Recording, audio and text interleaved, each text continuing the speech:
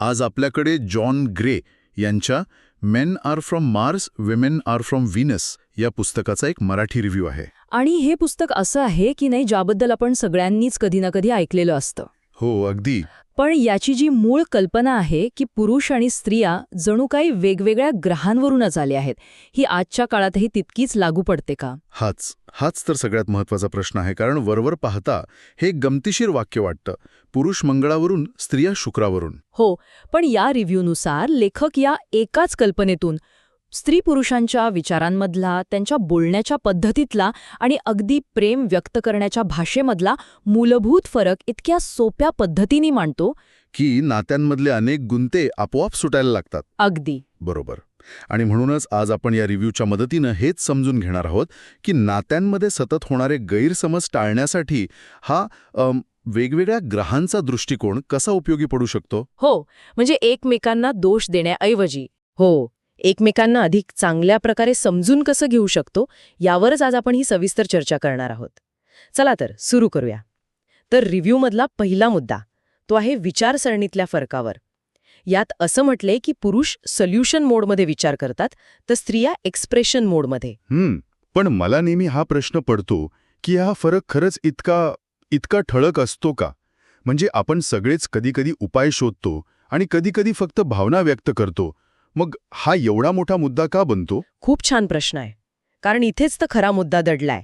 गोष्ट कधीतरी करण्याची नाहीये तर नैसर्गिक प्रवृत्तीची आहे. अच्छा. याला दोन वेगवेगळ्या कम्प्युटरच्या ऑपरेटिंग सिस्टीमसारखं समजा.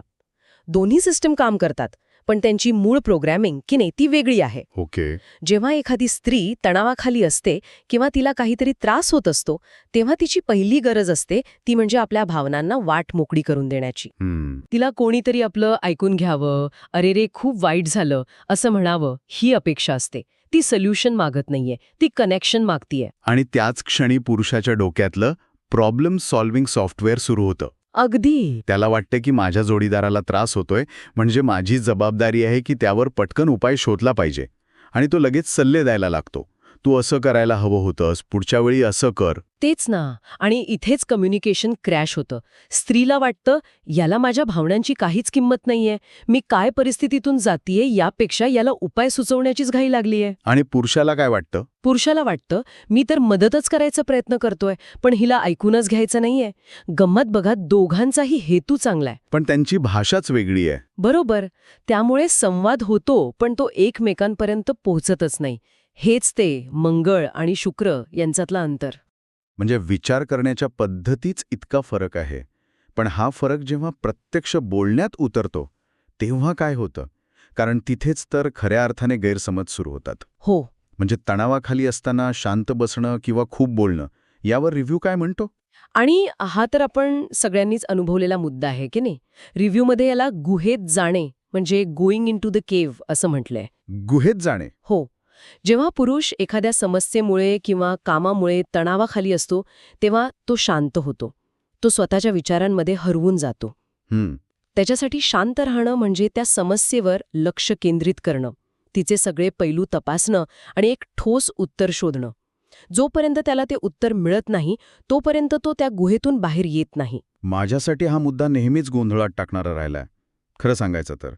कारण अनेक स्त्रियांसाठी ही शांतता म्हणजे नाकारल्या जाण्यासारखं असतं. बरोबर. त्यांना वाटतं की तो रागावला आहे किंवा त्याला आता माझ्याशी काही देणं घेणं उरलेलं नाही. कारण स्त्रियांसाठी संवाद म्हणजे नात्याचा प्राणवायू. हो. आणि तोच बंद झाला की नातं धोक्यात आल्यासारखं वाटू लागतं. हो. बरोबर. या उलट जेव्हा स्त्री तणावाखाली असते तेव्हा ती बोलते. तिला त्या विषयावरच्या सगळ्या लहान सहान गोष्टी, मनात आलेले सगळे विचार, सगळ्या भावना, सगळं बोलून दाखवायचं असतं. अच्छा. तिच्यासाठी बोलणं ही विचार करण्याचीच एक प्रक्रिया आहे. बोलता बोलता तिला तिच्या विचारांमध्ये स्पष्टता येते, तिचं मन हलकं होतं. पण तिच्या जोडीदाराला, जो स्वतःच्या गुहेत जाण्याच्या सवयीचा आहे, त्याला हे बोलणं अनावश्यक, हो, तक्रार करण्यासारखं किंवा विषयाला फाटे फोडणारं वाटू शकतं. अरे देवा. म्हणजे इथे पुन्हा तेच होतंय, एकाची गरज दुसऱ्याला गैरसमज वाटते. अगदी. पुरुषाच्या शांत राहण्याला दुर्लक्ष समजलं जातं आणि स्त्रीच्या बोलण्याला त्रासदायक बडबड. पण खरं तर या दोन्ही त्यांच्या भावना हाताळण्याच्या नैसर्गिक पद्धती आहेत. हो, आणि इथेच एकमेकांच्या ऑपरेटिंग सिस्टमची माहिती असणं महत्वाचं ठरतं. बरोबर. जर स्त्रीला हे माहिती असेल की तो शांत आहे कारण तो त्याच्या गुहेत जाऊन विचार करतोय, तो मला टाळत नाहीये, तर ती त्याला तो वेळ आणि ती जागा देऊ शकेल. आणि पुरुषाला आणि जर पुरुषाला हे समजलं की ती बोलतेय कारण तिला सोल्युशन नकोय, तिला फक्त एक चांगला श्रोता हवाय, तर तो शांतपणे तिचं ऐकून घेऊ शकेल. नात्यामधले अर्धे वाद तर इथेच संपून जातील. हे शांत राहणं आणि बोलून मोकळं होणं, मला वाटतं हाच फरक आपण प्रेम व्यक्त करण्याच्या पद्धतीतही बघू शकतो. हो, अगदी. एकाला कृती महत्वाची वाटते तर दुसऱ्याला शब्द. यावर रिव्ह्यूमध्ये काय म्हटलं आहे? आणि हा तर नात्याचा गाभा आहे. आपण अनेकदा गृहीत धरतो की मी ज्या प्रकारे प्रेम दाखवतो समोरच्याला ते तसंच जाणवत असेल, पण इथेच मार्स आणि व्हीनसची भाषा परत वेगळी होते. कशी? पुरुषासाठी प्रेम म्हणजे कृती, जबाबदारी घेणं, काळजी घेणं, तिच्यासाठी काहीतरी करणं. उदाहरणार्थ चा बाजार भरून आणणे, तिची गाडी दुरुस्त करून आणणे किंवा तिला रात्री उशिरा कुठून तरी घ्यायला जाणे, त्याच्यासाठी या कृती म्हणजे आय लव्ह यू म्हणण्यासारखंच आहे. पण स्त्रियांसाठी प्रेमाची भाषा अधिक भावनिक आणि शाब्दिक असते. म्हणजे हो, कृती महत्वाची आहेच, पण त्यासोबत कौतुकाचे 2 शब्द, आपुलकीचा स्पर्श किंवा मला तुझी आठवण आली असं एक साधं वाक्यही खूप महत्वाचं असतं. हो, तू आज छान दिसतेयस, तुझ्यामुळे मला खूप आधार वाटतो, हे शब्द त्यांच्यासाठी भावनिक ऊर्जेसारखं काम करतात. इथेच मानसशास्त्रातील लव्ह लँग्वेजेस ही संकल्पना समोर येते. म्हणजे प्रत्येक व्यक्ती प्रेम देण्याची आणि स्वीकारण्याची एक विशिष्ट भाषा वापरते. अच्छा.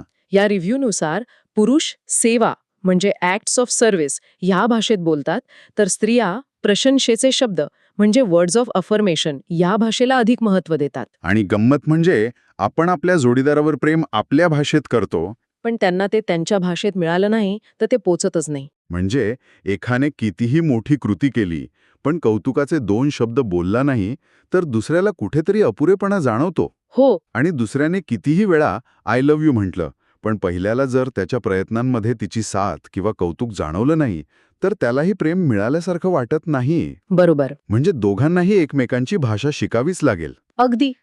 आणि म्हणूनच रिव्ह्यूमधला तो प्रश्न खूप महत्वाचा आहे. तुला प्रेम नेमकं कसं जाणवतं?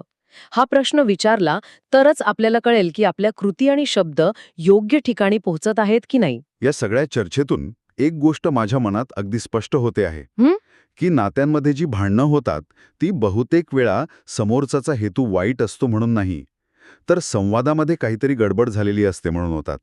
हा विचारच खूप दिलासा देणारा नाही का? हो, आणि हा दृष्टिकोन नात्याकडे बघण्याची आपली पद्धतच बदलून टाकतो. कारण भांडताना आपली पहिली प्रतिक्रिया काय असते? समोरच्याला दोष देण्याची. तू नेहमी असंच करतोस, तुला माझी कधीच पर्वा नाही. बरोबर.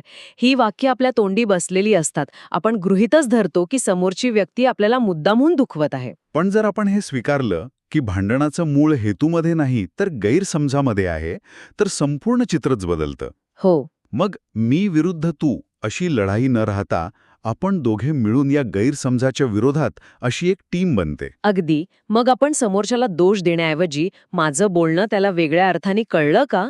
किंवा ती असं का वागली असेल, तिच्या मनात काय विचार सुरू असतील, असा प्रश्न स्वतःला विचारायला लागतो. बरोबर. उदाहरणार्थ, जर पती कामावरून आल्यावर शांत बसला, तर पत्नी हा माझ्याकडे दुर्लक्ष करतोय असा विचार करण्याऐवजी असं दिसतंय की हा त्याच्या कामाच्या तणावामुळे त्याच्या गुहेत गेला आहे, त्याला थोडा वेळ हवा आहे, असा विचार करू शकते. आणि यामुळे विनाकारण होणारा वाद सहज टाळता येतो. हो, तर मग या रिव्ह्यूनुसार हे पुस्तक नेमकं कोणासाठी आहे? म्हणजे फक्त लग्न झालेल्या लोकांसाठी की अजून कोणासाठी? रिव्ह्यूमध्ये असं म्हटलं आहे की हे पुस्तक नातं सुधारण्याची इच्छा असलेल्या प्रत्येकासाठी आहे. ओके. म्हणजे विवाहित जोडपी, रिलेशनशिपमध्ये असलेले तरुण तरुणी किंवा जे नात्यांमध्ये वारंवार त्याच चुका करत आहेत असं ज्यांना वाटतं, त्या सगळ्यांसाठी. पण मला वाटतं याचा आवाका त्यापेक्षाही मोठा आहे. म्हणजे तुम्ही म्हणताय की हे फक्त प्रेमसंबंधांपुरतं मर्यादित नाही. निश्चितच. कारण स्त्री आणि पुरुष यांच्यातील संवादाचे हे मूलभूत फरक आपण कामाच्या ठिकाणी, मैत्रीमध्ये, अगदी कुटुंबातही अनुभवतो. खरं आहे. ऑफिसमधल्या महिला सहकारी किंवा पुरुष बॉस यांच्या वागण्यामागची कारणं समजून घेण्यासाठी हे विचार मदत करू शकतात. आई मुलगा, वडील मुलगी किंवा बहीण भाऊ. त्यांच्या नात्यातील गैरसमज दूर करण्यासाठी सुद्धा यातील काही मुद्दे उपयोगी पडू शकतात. अगदी. हे पुस्तक आपल्याला एक प्रकारची एम्पथी किंवा सहानुभूतीची दृष्टी देतं. समोरची व्यक्ती आपल्यापेक्षा वेगळा विचार का करते याचं एक संभाव्य कारण आपल्यासमोर ठेवतं. या रिव्ह्यूच्या शेवटी एक विचार मांडला आहे जो मला वाटतो या संपूर्ण चर्चेचा सार आहे.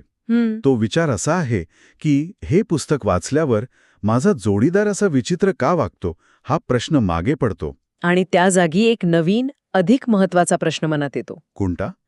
तो किंवा ती असा विचार का करत असेल? हा दृष्टिकोनातला किती मोठा बदल आहे. हो ना. पहिला प्रश्न तक्रारीचा आहे, ज्यात आपण समोरच्याला बदलायची अपेक्षा करतो. दुसरा प्रश्न कुतूहलाचा आणि समजून घेण्याचा आहे. यात आपण समोरच्या व्यक्तीच्या नजरेतून जग पाहण्याचा प्रयत्न करतो. बरोबर. तो असाच आहे किंवा ती अशीच आहे असं म्हणून विषय सोडून देण्याऐवजी हो, त्याच्या या वागण्यामागे त्याच्या मंगळावरची विचारसरणी असेल किंवा तिच्या या प्रतिक्रियेमागे तिच्या शुक्रावरची भावनिक गरज असेल असा विचार करण्याची सवय लागते. आणि रिव्ह्यूनुसार इथूनच नातं खऱ्या अर्थाने सुधारायला सुरुवात होते. अगदी. आणि ही चर्चा मला एका नवीन विचाराला जागा देते. बघा, आपण आत्तापर्यंत हे स्वीकारलं की स्त्री आणि पुरुषांच्या संवाद आणि विचार करण्याच्या पद्धती या फक्त वेगळ्या आहेत. त्या चांगल्या किंवा वाईट नाहीत. बरोबर. मग याचा परिणाम फक्त आपल्या वैयक्तिक नात्यांवरच का मर्यादित ठेवायचा? म्हणजे विचार करा की कामाच्या ठिकाणी किंवा समाजात आपण या फरकांकडे कसं बघतो? आपण अनेकदा एका पद्धतीला दुसऱ्यापेक्षा श्रेष्ठ मानतो का? हा एक महत्वाचा मुद्दा आहे. जर आपण एकमेकांच्या या नैसर्गिक पद्धतींना कमी लेखण्याऐवजी त्यांच्यातील ताकदीचा मिळून उपयोग करायला लागलो तर त्याचा आपल्या कामावर आणि एकूणच समाजावर किती सकारात्मक परिणाम होऊ शकतो? खरंय. हा विचार करायला हवा.